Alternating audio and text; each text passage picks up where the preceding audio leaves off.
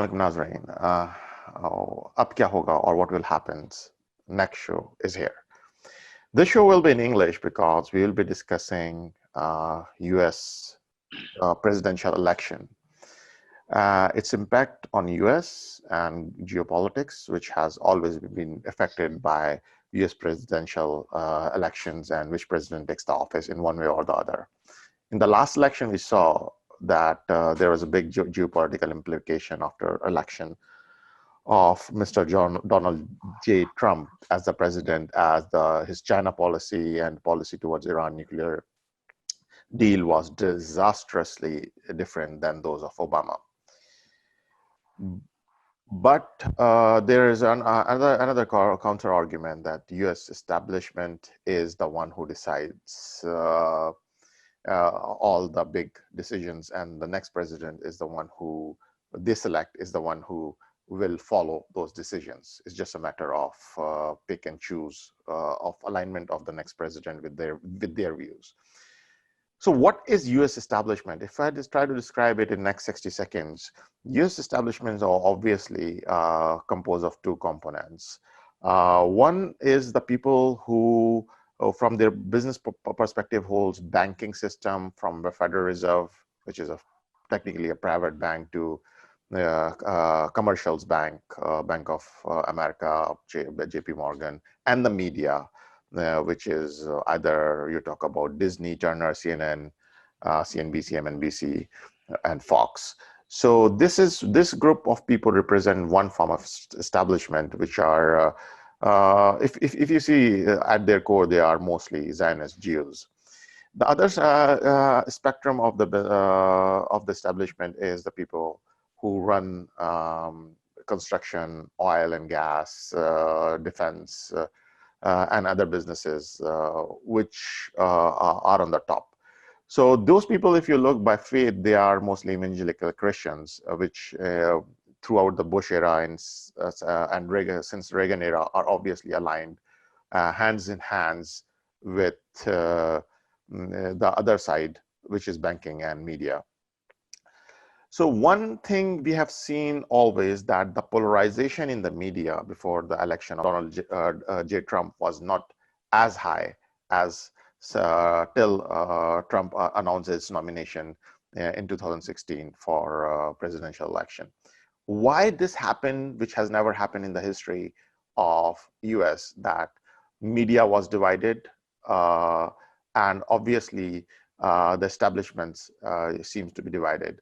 The Koch brothers and the Rockefellers and other people were supporting Trump in one form or the other. But the owners of the banking system, media, or the Zionist Jew was definitely opposed to it and wanted Hillary Clinton. So looking at that fact, there was a fracture in the decision-making process or agreement on the next president for the United States between these two bigger components of establishment. Which is on the tip of the establishment. There is other factors as well involved. But in short words, Zionist Jews and Zionist evangelical Christians did not agree on the next president, and they had opposing view of who will be the next president of the United States.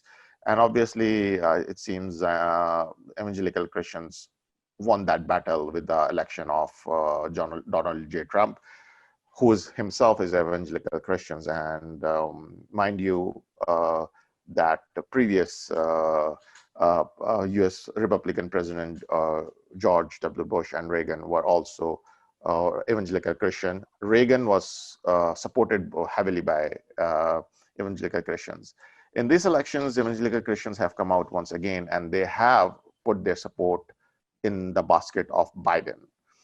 No matter Republican or Democrat, you need to have support of both of these two groups to get elected in last 5 to 6 presidential election, if you go back in the history.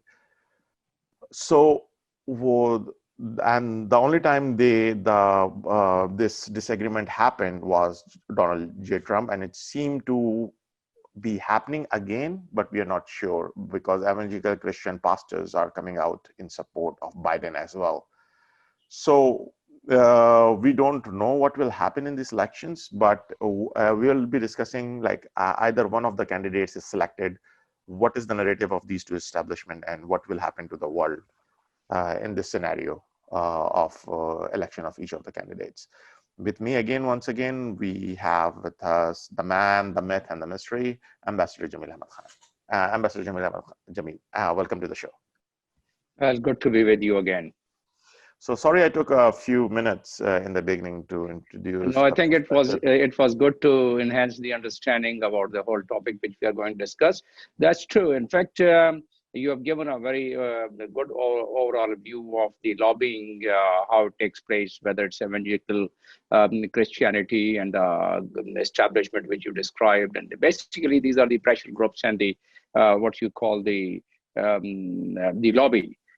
Which supports and for their own interest. You see, in politics and particularly religion, also these days, how people are trying to monetize it. They are monetize it in terms of their own interest. So this sort is happening here in the U.S. U.S. is no exception to that.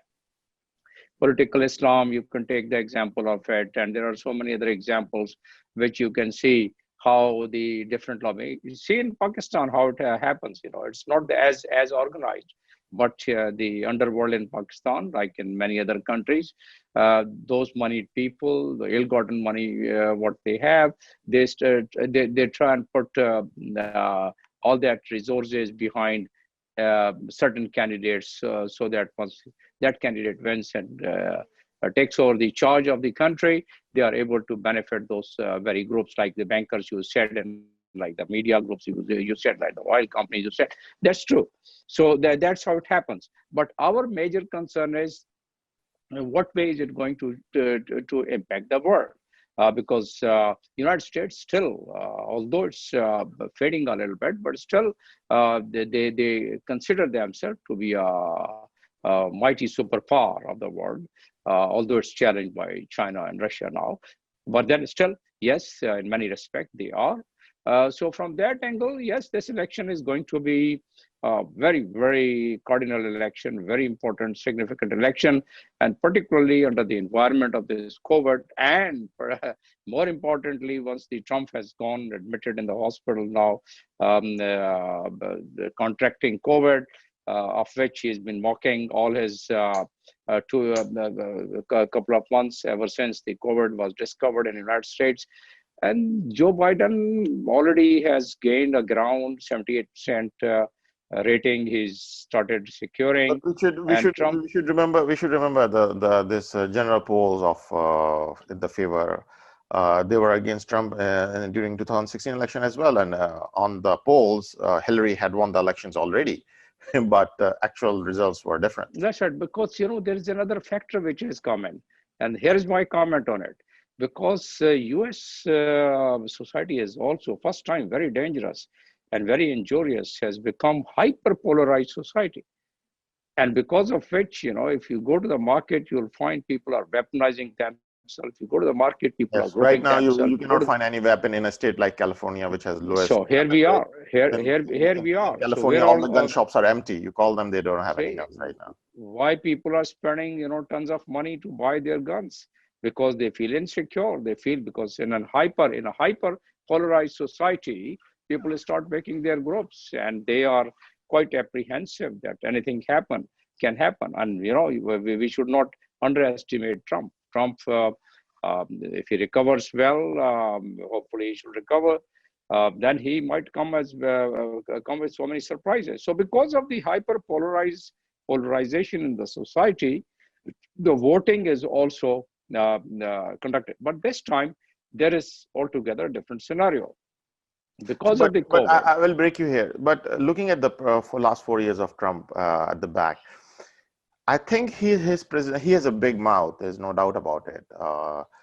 His behavior is not presidential in many shapes and forms, and he appeals it to white voter base. That's what his goal has been in his speech altogether. But if you look at it, he never started a new war. He rolled back war in Afghanistan. He rolled back war in Syria. Syria was about to blast. He stopped that war pretty much, starting a new war. He didn't started a new war. They were on a verge of war with Russia. He cooled that portion down, for which he took had to take a lot of the blame and face the inquiries. This is one part of it. Within the United States, he managed the economy fairly well. The economy already had more than $20 trillion of debt when he took office. So he had not many choices. So he managed economy fairly well.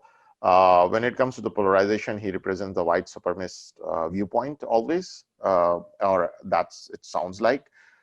But if you see, Hillary would have gone the other way when it comes to foreign politics. So what do you think?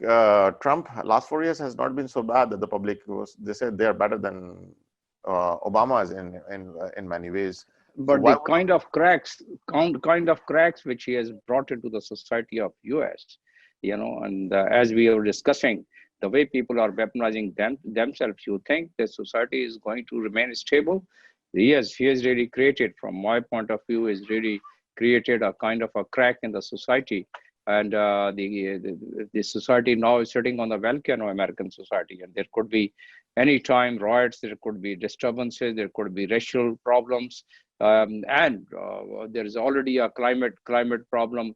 Already there is a climate crisis there. See how the kind of fire which they had, and the way Trump walked out from the Paris multilateral agreement, the way Trump walked out from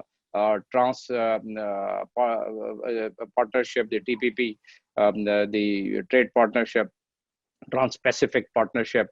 So, so many other multilateral partnership he has walked out, including this, the nuclear deal with Iran. But at the surface of it, he pulling out of the trilateral partnerships and other agreements. But there's a method to the madness, everybody says. The US economy is in dire need of stimulation of manufacturing sector, of its own manufacturing sectors, and stop relying on China. China has been using its manufacturing base and the power of manufacturing to flood US markets, but at the other end of the spectrum, it's also making US hostage because US has pretty much depleted, or if not eliminated, its manufacturing and a lot of technological base of manufacturing. But so US has to bring it back at one point or the other for the survival of its own people. So what Trump is doing is basically providing the fundamentals ground for that. So this is the method to the madness, which is in the favor of the people of the United States. So that's the argument people put against his deal. So what do you say? Is it right, wrong, or? That's right. If the fundamentals, are disturbed in any society, then even if there is a marginal change in the economy, although it's debated by the Democrats that what kind of a improvement has he brought in the economy of it, but okay, the point for improvement of economy is granted. The employment which has been given to the people, yes, that is also granted. But as I was saying, that the before Corona, the way the society has been divided, that would have a very long-lasting damage to the society, and as such economy would be affected, as such their foreign policy would be affected, as such their international relation would be affected, as such their image would be affected. The country where people would take any citizen of that country as a friend, now they most of the time in various part of the world, the Americans are taken as a foe. See the marginal difference. So therefore the America needs now to go back to the same now, and therefore there are now already signals that if the new president, if it's Joe Biden, then in that case, they are going to even revert back to the cuts which Trump had brought into the State Department, where they had the diplomatic budget was cut, the developmental budget was cut, the image building budget was really reduced. So all those things are already there are signals that they are going to. But more important this time is, to me, I am concerned about the fiasco which might as well take place in next about 30 days of the election, because the 17 states in the United States, they are not very prone to postal voting. Republicans have already challenged the postal voting in about 44 different courts, the lawsuits.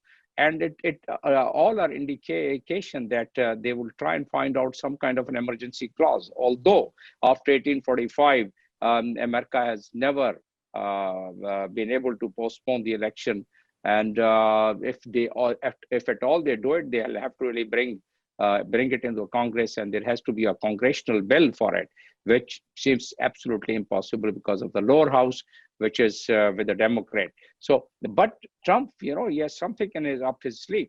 He's probably, and people are apprehensive, and that would create a chaos. That would bring the groups face to face, and there might be some uprising within the society. That's one. Second, the turnover would be so low because of the COVID. You will not find that much of turnover. So let's see how it goes. We can only hope. What is going to happen is if Joe Biden wins, then in that case, since he's being supported by those establishments, what you just indicated, the bankers, the media, the oil companies, the evangelion Christians, so they would obviously they would not like that the nuclear accord be restored in its original shape as Obama had done it. Although P5+1, P5 particularly countries. The Iranian nuclear accord you're talking about. That's right. GOP. So that has its lot of implication and impact on the Middle East. That has its impact in the Muslim world. That has its impact with what is going on with a riffraff between the Iran and the Gulf countries and other countries around that. So, and then of course Israel also. So a lot of policy shift you'll see if Joe Biden is there. Then Afghan peace process. Ashraf Ghani is keeping his fingers crossed and praying for Trump to win, and if Trump to lose. If Trump loses, then in that case, establishment division, which was against withdrawal of the troops from Afghanistan, that probably might not be possible. That the peace accord, the way it's going, it goes on in the same direction, and the withdrawal may not really be 100% as decided in the initial agreement between Taliban and the United States. And Ashraf Ghani then stays in the power as he is wishing too. So that is again detrimental to Pakistan interests. We would like that should get through. That's one aspect. And the second aspect is the Israel-UAE agreement and its implication and impact. Now, what way Obama's foreign policy is going to be in a very soft language, soft language as by Biden as compared to Trump. So Biden team and Biden administration. But don't you think? Don't you think? First of all, Biden has a very good background in the foreign policy making, because he has been a chairman for foreign committee for like 25 years or 30 years, for a long time. Yeah. So so Biden has a very good background in foreign policy. Trump has a background that during his first meeting with Narendra Modi, he was told that Modi said China is a big problem for us, and our border with China is very long. And so Trump in reply said, does India has border with China? So that is the difference between the foreign policy. But then our 3 times prime minister also say back engineering instead of reverse engineering. So yes, Trump obviously had no experience of this kind. So if we look at 2 different worldviews, like maybe Biden will consolidate and depolarize American society, and bring some harmony back to the American society. That is hopeful if the Biden wins. But Biden, but on the foreign front, if we see Obama's foreign policy was very vicious: drone attacks in Iran, in Yemen, in Pakistan, in Afghanistan, more deaths. Libya happened in Obama time, Tunisia, and this Arab Spring. Everybody says the Obama government was at the back of it in the Arab Spring. Libya was an open attack, and Hillary Clinton said we saw, we conquered, and he died. That was her statement after Muammar Gaddafi's murder or death in the hands of the rebels. So do you think there will be a more chaos in the Middle East if the Biden wins? There will be more wars, more infighting, more rebel groups being formed, or and he will pull back from China policy and and soften on Iran and don't take as hardline as Trump has taken on Iran. So where do you see it going, the difference in policies if Biden takes? Here are the points, which I feel might happen after Biden takes over as a president in case he wins. Now, it's very simple. The United States has its trend and pattern. They don't all of a sudden change their foreign policy in a jerky manner. So what you see now, you'll see the continuation of the same with a softer language and with a slightly diplomatic approach. They will try and achieve the same target. You are not going to see much changes, except that the language, the difference, that the language would be a diplomatic language, unlike what Trump has been doing. So you'll not see much change in BRI, Belt and Road Initiative, or CPAC. You will not change any change in Kashmir issue. You will not change any. You will not see any change in the GOCB, means the nuclear accord with Iran. There would be some modification a little bit, not much. And you'll find this block system which is going on, that would continue. There's certain things which would be delayed. China trade war will continue as well, in your opinion? With that would also continue. So we should not really be just very happy about it. Yes, what we should do, what the world should do, that they should expect slightly more decent way of dealing as compared to what was going on. And that's what my comment is. But don't you think that based on its previous credentials, there will be more wars coming in Middle East and more? As I said, that was the continuation. That was the continuation of last preceding 5-10 years. But don't you think Trump has slowed it down? Trump cooled down the war in Syria. Trump, it was the manifesto. It was the manifesto of Trump to withdraw the troops. He has done it.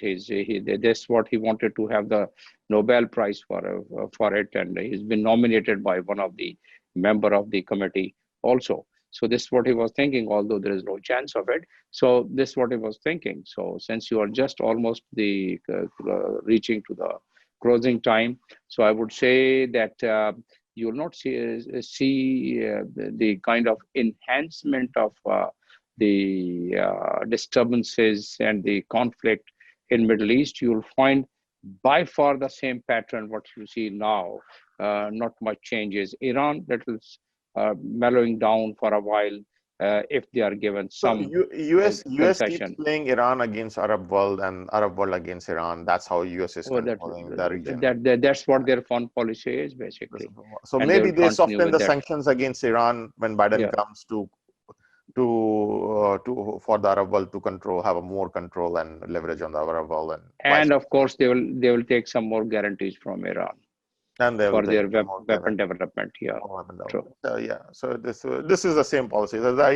So basically, Trump in office or not office, the policies will remain pretty much same, and there must be some severity, some less, but the decency might come back to White House. And I think Pakistan should start working on enhancement of their trade and their relation with the United States, because we are now having much better relations than what it was once Obama came in because of the Afghan peace process and some more things. So we should try and continue, and of course China doesn't have any objection to it. So we should continue our. If we have to make a prediction, you and I can make our own as well. That who will be the winner of the next presidential election? So. Because Biden is a very weak candidate in his ways, he is not able to answer his association. If you had asked me this question before, Trump contracted Corona, I would have said very tough competition.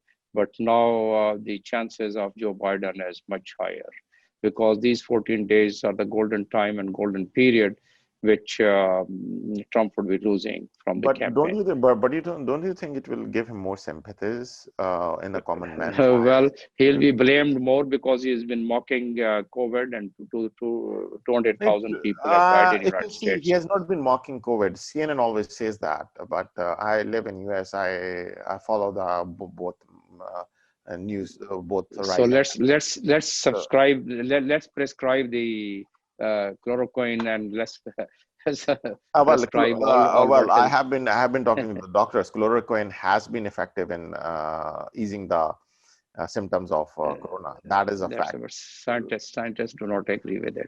Uh, Anyways, so there's so many. The and Obama has been saying even one thing, and Pakistan Medical scientists Board, have been saying Mr. Akram from Pakistan Medical Board have three medication in his list, four medication on television channel he that's right. prescribed, and chloroquine was one of them. I think So we should only believe the scientific research, the scientific based reports, and not otherwise. But there from are the so many doctors, yeah. theories going on.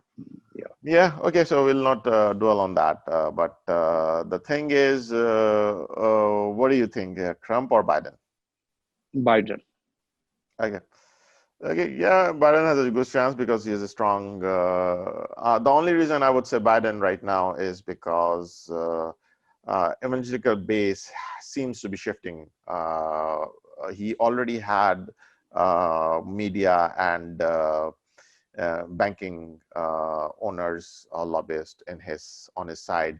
Right now, the evangelical base of white Christians seems to be shifting towards Biden as well right now as we speak. So yes, Biden might have the better chance than Trump, but what goes in these elections will be very, very confusing till we get the final results. So this will be most polarized elections. We hope United States And chaotic. And chaotic. and chaotic remain safe. It's scary too, a little bit. So let's hope for the best for the United States and the people of the US and the world for the coming elections. And with that, we will conclude this discussion. Till our next show, the show will be up on air by Wednesday, 8 a.m. US time. And we thank you all for watching our show.